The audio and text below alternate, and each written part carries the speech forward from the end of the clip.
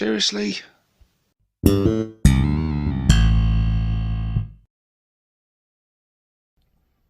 Hey guys, and welcome to another Ork Tactics video with myself, 6+ Stevo. In this one, we're taking a look at these guys, the Meganobz. These gits come in at 80 points for a unit of 2. You can increase the unit to a unit of 6. Their stat line is as follows. Movement, 5 inches. Toughness, 6. Very nice indeed. A 2+ save, 3 wounds, a leadership of 7+, and an objective control of 1. They have the keywords infantry, grenades, mega armor, and Meganobz. So, here we go. This is hopefully my last time recording this video because I've already had a few false starts. Stick around for some outtakes at the end.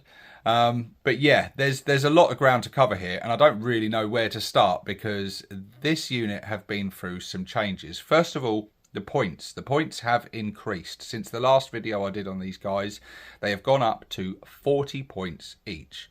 I think that points increase is fair. This is a very hardy, tough unit, especially if you are using this in the Bully Boys detachment.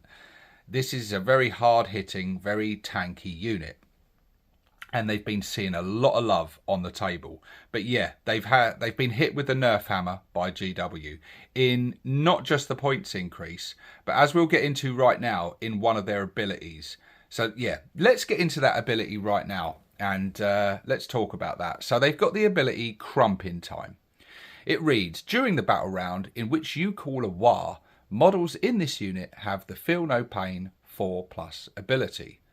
That's a really, really good ability. Very powerful and really going to help this unit survive and help its tankiness. The trouble is, GW have nerfed this ability. In the most recent update, this ability now only grants them a 5+ Feel No Pain. Now, I've got feelings on this. I don't agree with that nerf personally. Don't get me wrong, this is a powerful ability. A 4+ Feel No Pain is a very, very powerful ability for any unit to have, especially a unit with 3 wounds, a toughness of 6, a 2+ save. These guys are tanky already. Now, giving them a 4+ Feel No Pain ability is only going to increase that tankiness. But it is only for one turn. It is only during the war. I don't necessarily think it was right for GW to change this because they've already increased the points. So that already sort of, balances that out, increasing the points to include that ability and everything in there. But then to increase the points and to reduce this ability, yeah, I think that was a little bit of an overreach and a little bit of an overcorrection from GW, which they do love to do. They do love an overcorrection. They love to swing that pendulum way back the other way. But my main annoyance with that, and I don't want this video to turn into a rant video, but my main annoyance with that is that this card you see here now that I've paid money for, that you've paid money for if you've bought these cards, is now obsolete. What's written on this card is not factually correct. That's frustrating. That's frustrating for many people. Now, I'm sure this has happened on the gaming tables of many players and many games, is when people have been playing this unit, not realising that these updates have happened, that these nerfs and changes have happened, are going to get a nasty surprise when they say, oh, I've got a 4+, and their opponent then says to you, no, they've been updated now, you've only got a 5+ Feel No Pain. That's annoying. That's frustrating. And look, I've gone over this on the channel before. We've all got jobs. A lot of us have. We've all got lives. We've all got busy lives now in this busy world. And when we play our game, we just want to play our game. We want to know that the books we buy, the cards we buy, that the information on there is correct. Because let's face it, this stuff isn't cheap. These books aren't cheap. These cards aren't cheap. The miniatures aren't cheap. It costs a lot of money. We're already investing a huge amount of time and money in this hobby. And now we're constantly being asked to invest more. and keep up with these constant updates. It's so boring at this point and so exhausting. And even in making this video, I've had to quickly just check my facts, have a look, reread things, go onto the Warhammer community site, look at the downloads of all the various updates and Unitorum field manuals and balanced data slates and designers' commentaries, and oh, it's exhausting. And yeah. So there we have, though. But, so, what was I saying? Yeah, so Crumping Time is now a Feel No Pain 5+ ability during the war. Still a nice ability to have, but there we go. Let's move on from that anyway. And let's take a look at these Git's ranged weapons. So they have the combi weapon, anti-infantry 4+, devastating wounds, and rapid fire 1. I've gone over this again, so I'm not going to bang into it. We'll just quickly go over the stats. It has a 24-inch range, 1 attack, ballistic skill 5+, strength 4, no AP, and a damage of 1. You know what I think of combi weapons now. If this is your first time on the channel, then you may not, but if you go back through my back catalogue of these data card reviews, you will see what my views are on combi weapons. I think they need fixing. But perhaps don't fix them right now. Wait till another edition because we don't want any more updates, GW. But yeah, combi weapons, very, very, very meh. Your other option is the custom shooter, which is a rapid fire 2, 18-inch range, 4 attacks, ballistic skill 5+, strength 4, no AP, and a damage of 1. I don't think this weapon's great either, but I think it's probably the better of the two in terms of ranged weapons for this unit. 6 shots per Meganobz is quite nice. That's quite a nice amount of DACA. Now, no AP is kind of hurts it, but you can increase this if you include like a big mech in mega armor in the unit and grant the buffs, especially if you're using this in a dread mob detachment. They're going to be getting those dread mob buffs, which will really help out. But ranged weapons is really not where this unit hits hardest. This unit is all about getting in and crumping stuff, and they've got some nice options here. They've got the options with melee weapons of kill saws, power claws, or twin kill saws, or even 1 kill saw and 1 power claw. Why anyone in their right mind would want to do that, I do not know, but let me know in the comments section below if you do that. I personally would never do that because you can only use one or the other. I wouldn't go with having one of each. I would either go power claws or kill saws, or I'd go for the twin kill saws. And let's take a look at the benefits of these. So we've got the kill saw, which is 2 attacks, weapon skill 4+, strength 12, AP -3 with a damage of 2. That's a nice weapon. The power claw has 3 attacks, so it has 1 more attack, has the same weapon skill, has a strength 9 and an AP of -2 and also a 2 damage. So the differences between kill saws and power claws.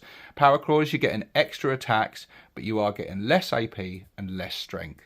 So I would think that in most cases, power claws are going to be better at killing infantry or very, very light vehicles, whereas the kill saws are going to be much better at tackling vehicles or incredibly tough infantry. There's not much that a kill saw is not going to be wounding on a 2+, so very, very hard hitting. But that 1 less attack could make a lot of difference. More attacks is always nice, isn't it?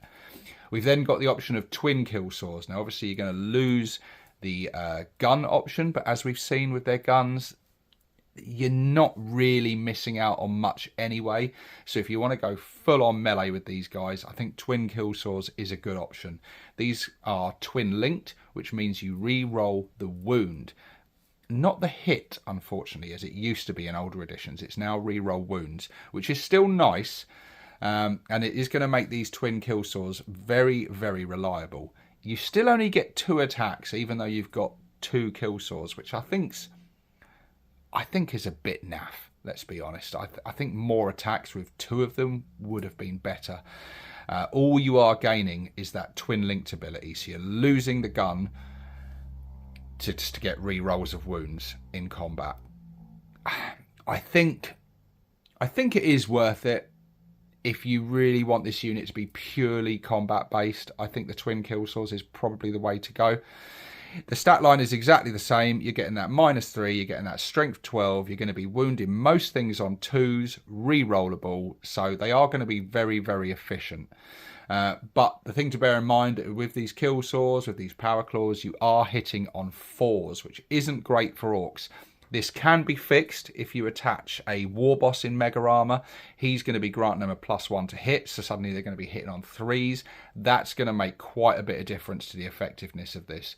So I think if you want this unit to be a really, really good, hard-hitting melee unit, stick a war boss in Mega Armor in there. He's going to add his own quite significant damage potential in there and buff the unit to give them that +1 to hit, which is going to make them so much more reliable, because 4+ to hit, I don't know about you guys, but whenever I roll 4+ to hit, the dice gods do not smile on me, so that +1 to hit is very welcome.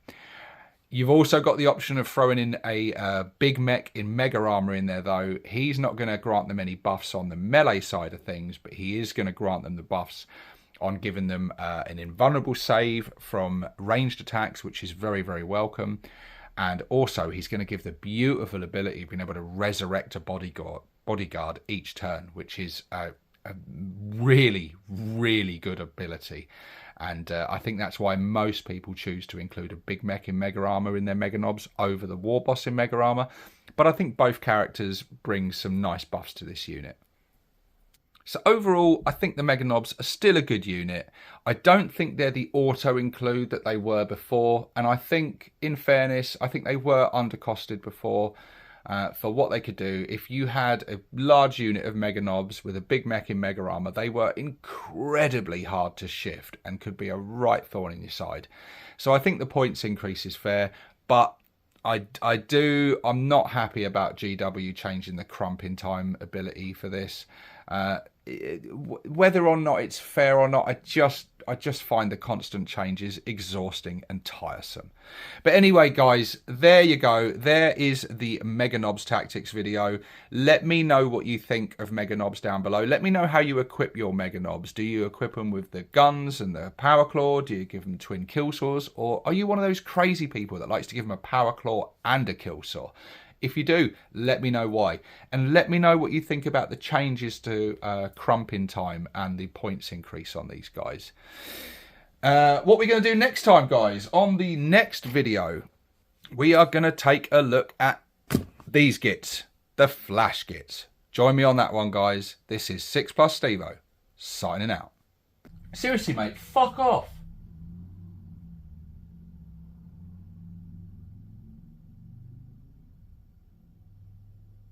Fucking hell, fucking speed freaks driving past.